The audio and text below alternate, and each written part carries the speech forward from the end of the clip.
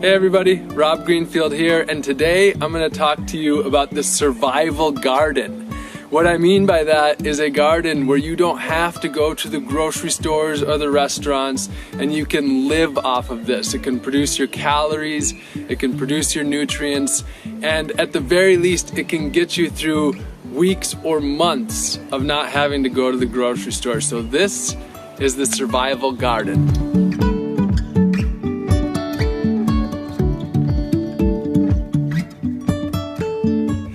Okay, so why would I be the one to talk to you about the survival garden? Well, I recently finished a year-long project of growing and foraging 100% of my food. So for 1 year, every single thing that I ate either came from my gardens or that I foraged from the wild. Down to the salt, the oil, all my calories, my nutrients, my protein, my fat, you name it. So I have quite a bit of experience. And this survival garden that I'm going to be talking about today is specifically going to be for where I did this project, which is Central Florida. So this survival garden is more for a warmer climate, but there's a lot that you'll be able to learn from this video no matter where you are. And most importantly, wherever you are, you can grow an incredible amount of food. It's just a matter of adapting to the correct plants that are designed to not just survive, but thrive in your area. So I'm gonna start off right away with calories. Number one, I'm gonna share sweet potatoes. Sweet potatoes are a truly amazing crop. A lot of us know sweet potatoes for the potato itself, but what a lot of people don't realize is that the greens are edible as well. Between the nutritious greens and the calorie-dense tubers, they're one of the most important crops that can be grown as far as putting out an incredible amount of calories and nutrients.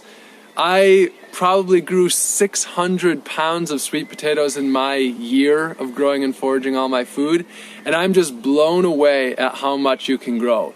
Now, a lot of people imagine these little orange ones at the grocery store, but they come in all shapes and sizes. I've seen sweet potatoes that are up to 13 pounds. And I've been blown away at how much sweet potatoes you can grow in a relatively small amount of space.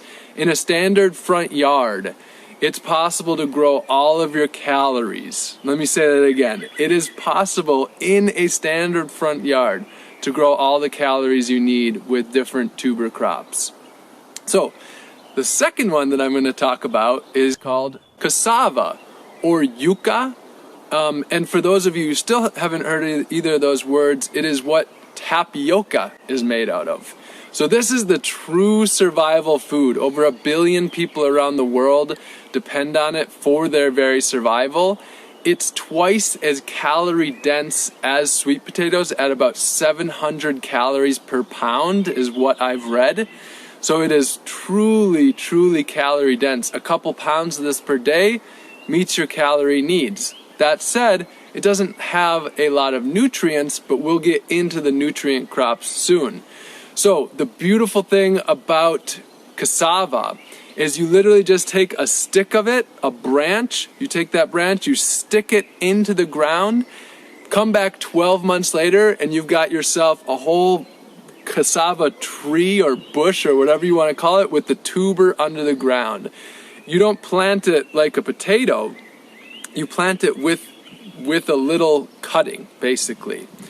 And you can actually eat the leaves as well. Now, cassava or yucca has cyanide in it, but a lot of foods have cyanide in it, and it's just a matter of cooking it the right way. Again, 1 billion people live on this around the world, so you just have to cook it.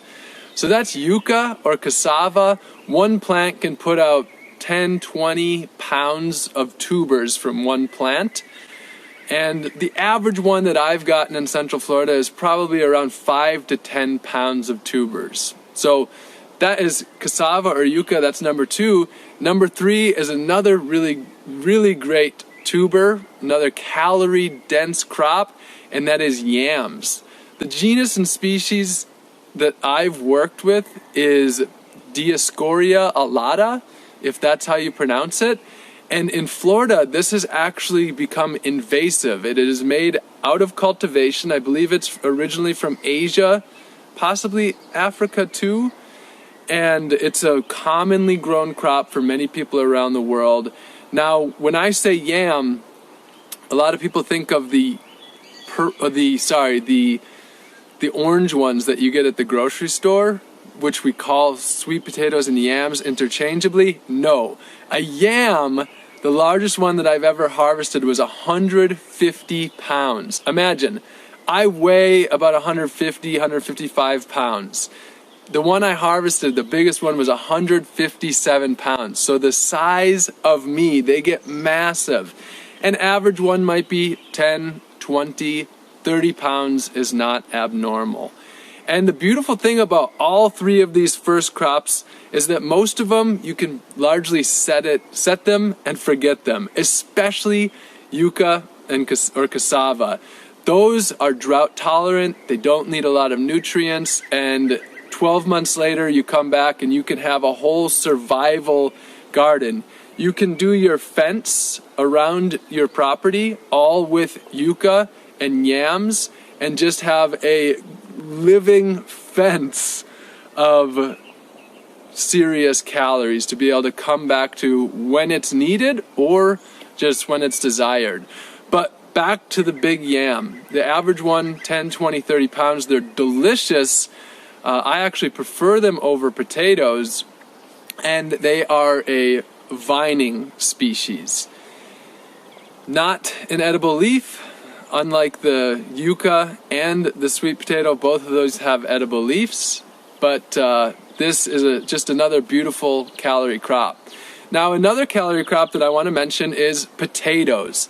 The crops that I'm talking about are a little bit more for the warmer climates, although sweet potato is something that's grown throughout. But potatoes are a standard that can be grown all across many climates. It's not one that I have a lot of experience with. I have grown it in Florida, but that is a really wonderful crop that you can grow in huge volumes as your calorie. So those are 4 calorie crops. And the next one I want to get into is indeed a calorie, but it's also a delicious fruit and a favorite food of many people around the world, and that is bananas. And I'm also going to talk about plantains. Bananas are a true survival food. You can take bananas, by the way, you don't plant them from seeds. You plant them from a pup, which is basically a small plant.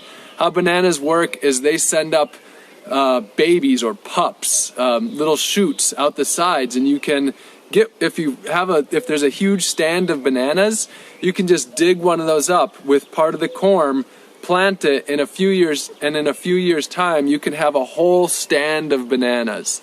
So bananas in Central Florida, where I did my year, for example, within about 12 months they can be starting to produce. Within a few years you can be talking about huge quantities of bananas and plantains.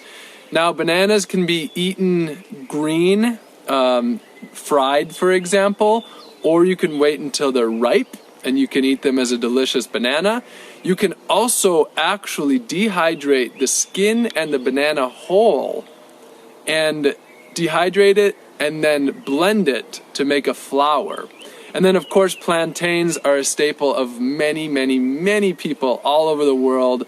Those can be eaten ripe as a delicious sweeter flavor, or they can be eaten savory when they are still green. So that is the banana. You can grow hundreds and hundreds of pounds of bananas. You can start it with something that you can get for $10 or $20 or for free. The next one that I want to go into is papaya. And papaya is extremely versatile. Papaya is a tree, but it's not your typical tree. They will last generally about, at maximum, 7 years. 3 to 5 years might be pretty normal. And they're a very soft tree. You could basically push them over. You can cut down the papaya tree just with the one swipe of a machete.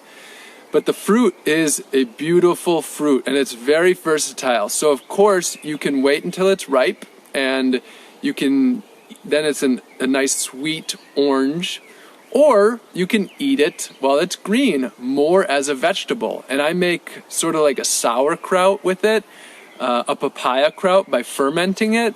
And then people all over the world use it green as a vegetable, whether pickled or sauteed or raw. What's commonly known as Thai green papaya salad, for example. And I love to make a coconut curry out of my green papayas.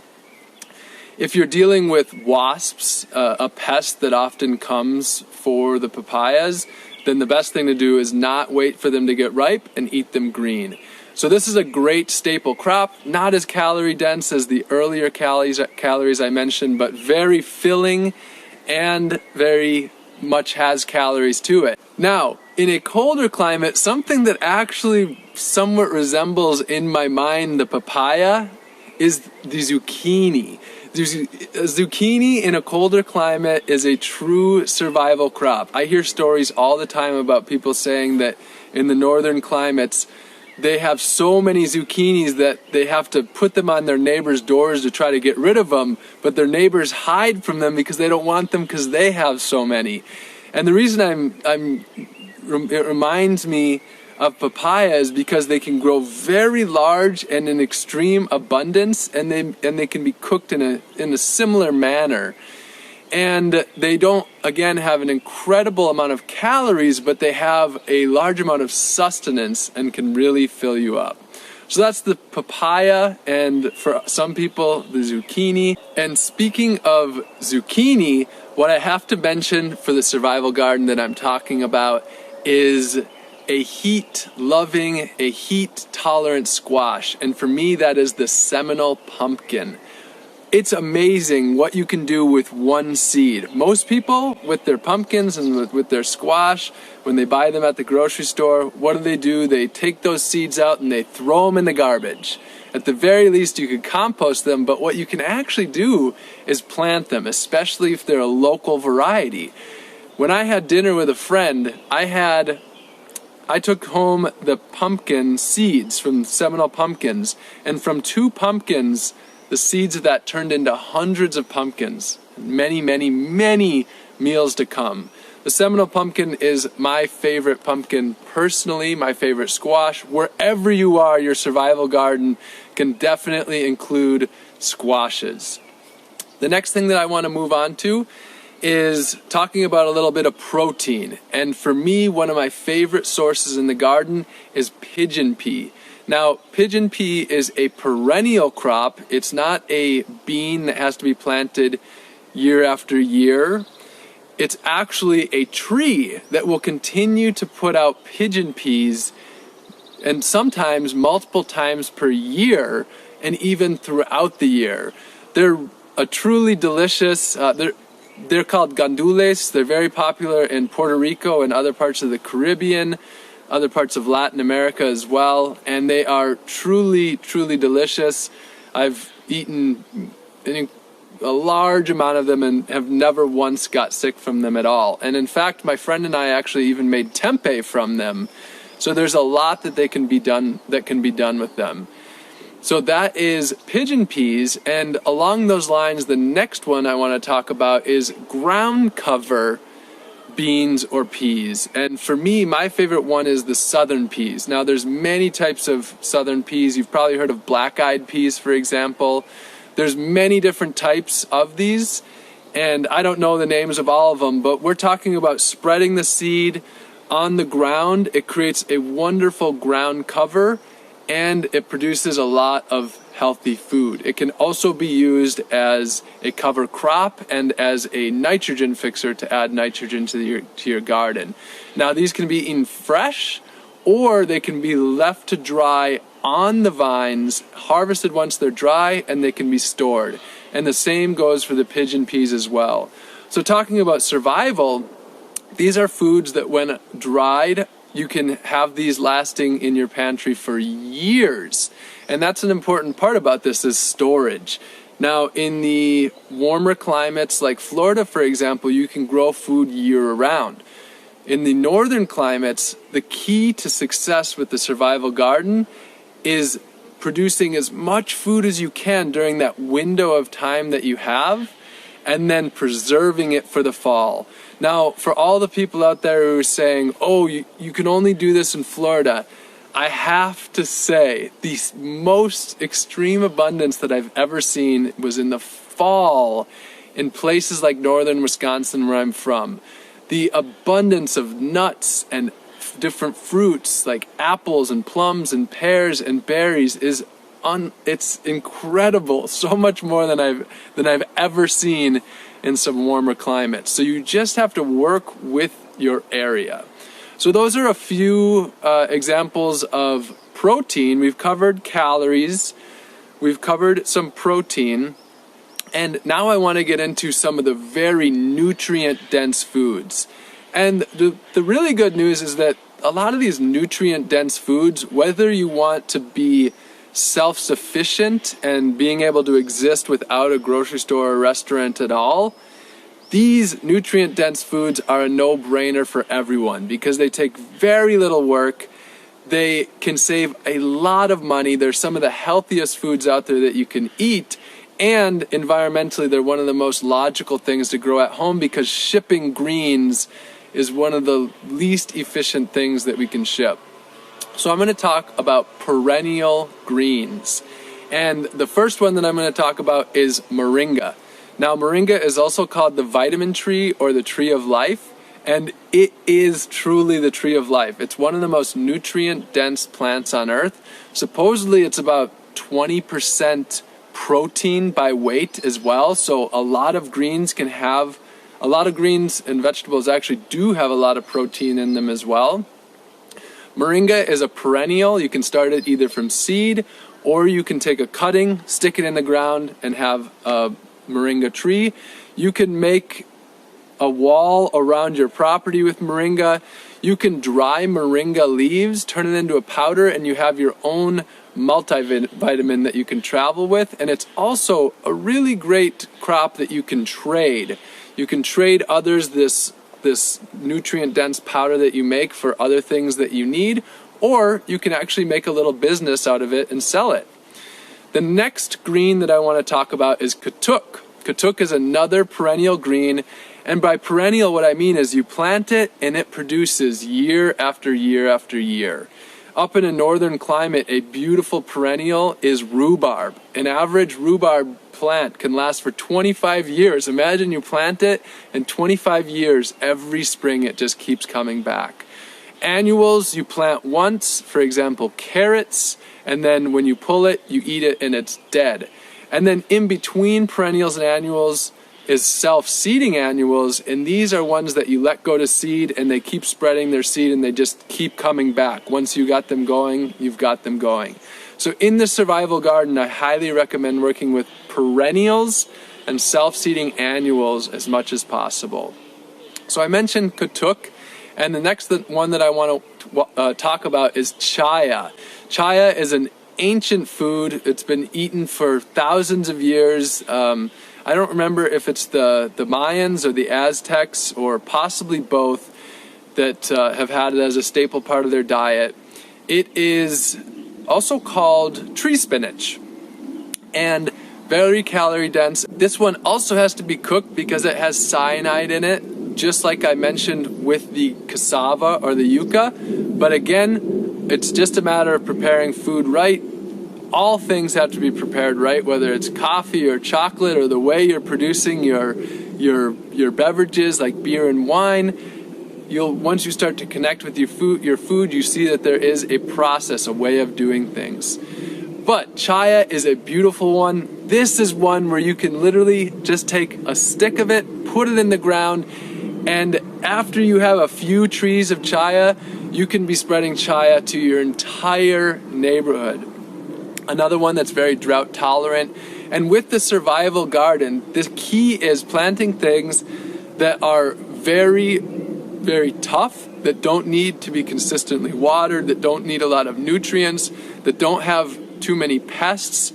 And all of these things apply generally to perennials over annuals. So the survival garden is one that you can walk away from, and for 3 months later you come back and your food isn't gone, you have more food than when you left. So that is chaya. The next thing I want to get into is another greens, and that is perennial spinaches. So there's all sorts of perennial spinaches. There's Brazilian spinach and New Zealand spinach, Okinawa spinach, longevity spinach, just to name a few. Malabar spinach is another one. There's probably a good dozen or so that are grown in the area where I have done most of my growing. And again, these are perennials that you can plant once and they can keep on coming back and coming back. So with those perennial spinaches and the chaya, the cassava leaves, the katuk and the moringa, that right there is quite a bit of diversity in itself. So there is a saying, and that is, let thy food be thy medicine, and let thy medicine be thy food. Now, in 2020, that is, let your food be your medicine, and let your medicine be your food. Pretty basic. Now, the beautiful thing is that, yes, our food is our medicine, but there are some especially medicinal plants that we can grow to really give ourselves that important immune boost and to really just take care of ourselves. I'm talking about holistic medicine, holistic healthcare, taking into account everything that we're doing, our food, our water, the way we move our body, the way we live our lives. But we can grow a lot of our own medicine. The number one that I recommend in this survival garden is turmeric and ginger. Turmeric, you take those little rhizomes, you stick them in the ground, and 7-9 months later, you'll have a lot more turmeric. Most of my friends' gardens who have turmeric, they have more than they can deal with. Ginger it takes a little bit longer. It takes more like, I think, about 1.5 years. I've successfully grown ginger, but it takes longer to get it to be a large amount and to get a lot to harvest, but very, very easy to grow. So turmeric and ginger, very easy to grow and very, very important medicines. There's many different medicines. One that I recommend growing is elderberry. And along with honey that you can get from your bees, you can make elderberry syrup, and this is one of the most incredible natural medicines that prevents cold and flu. I like to take a spoonful of my elderberry syrup every single day. It's one of my favorite things, and it's also an extremely delicious treat. So I've covered calories, I've covered some protein, and I've covered greens as nutrients. Those three things right there can take care of a massive, massive amount of your entire needs. You could probably live just off of that, but there's no need to because there's such an abundance of other foods. I'm going to name a few other things right now that are really easy and important to have as a part of this garden. That would be peppers. I grew serrano peppers starting from one seed from a pepper from my friend's garden. I, for 1.5 years, had a serrano pepper plant that put out well over 1,000 peppers. Wherever you are, there are peppers that will survive and thrive. Peppers are a great part of any garden. And then herbs. Herbs to add flavor to your food. Living off of your garden does not in any way mean not eating delicious, delicious food. And in fact, it's often far more delicious. So some of the absolute survival herbs that I've grown, that would be Cuban oregano, grows like crazy. It's a huge oregano leaf. Then there's lots of other ones. African blue basil grows into shrubs, brings in an incredible amount of bees and pollinators. So important to have different plants that can bring in pollinators into your garden. And herbs are one of the easiest things to grow. You have cilantro and basil and dill, just to name a few. Herbs are a very easy beginner plant too. If you're just getting started, herbs are a really great place to start. I'm going to mention just 2 more, even though there's so many more plants that I would love to talk about. But a truly amazing one is daikon radish. We're talking about a radish that can get this big, that can become self-seeding, that's coming back, that creates a great ground cover, that can be chop and dropped. And You can ferment this and make a wonderful radish kraut, or mix it in with your different krauts. It is it's delicious. It adds a lot of value to meals, and you can just produce incredible amount of quantities with it. That's the daikon radish. Wherever you are, radishes can be a part of your game, and radishes are one of the fastest foods to grow. You can get them in about 30 days. Now, a garden could be complete without tomatoes, but tomatoes add such an incredible value to life. Where I did my survival garden, that would be the Everglades tomato. In really hot climates, it's often the very small tomatoes that you want to work with, not the really big ones. But in northern climates, you can produce so much tomatoes that you could not possibly eat them. So tomatoes are just a beautiful thing to have in the garden. And then one last thing that I'm going to mention, and that is garlic or onions. Really adds an incredible amount of flavor. Garlic is also a great antimicrobial and antibacterial, a really important one for fighting off sicknesses.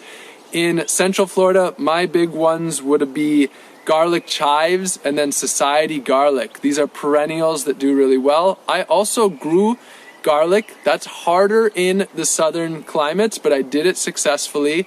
But in the northern climates, garlic is an easy one. So that is my survival garden. I've covered your calories, your protein, your greens. There are more things than that. However, if you have just this going and you work with the perennials over the annuals, we're talking about almost never having to take a trip to the grocery store. This is my tips, especially focused on a warmer climate. In future videos, I will have some that are specifically focused on colder climates. So make sure you come back and tune in for that. And if you got a lot out of this video and you found it to be really useful, then definitely I encourage you to subscribe to this channel. And if you have questions or comments, put them below. Hit that like button to make this get out into the world so people can see that it is possible to live without grocery stores and without restaurants, and live in a way where we are working with the earth rather than against it, and where we can live happily and healthfully with food sovereignty right in our own communities. Love you all very much. See you soon.